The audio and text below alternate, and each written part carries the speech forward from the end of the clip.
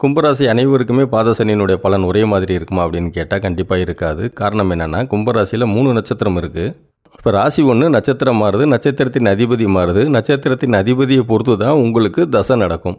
அதாவது தசை மாறும் பொழுது 7.5 சனியில் பாத சனி நடக்குது இல்லையா, அதனுடைய பலன்கள் மாறும். ஒரு எக்ஸாம்பிள் கூட எடுத்து பார்ப்போம். இந்த எக்ஸாம்பிள் பார்த்தீங்கன்னா உங்களுக்கு நல்லா புரியும். இப்போ இந்த எக்ஸாம்பிள் பார்த்தீங்கன்னா, கும்பராசி, வயது 30, 3 பேர்.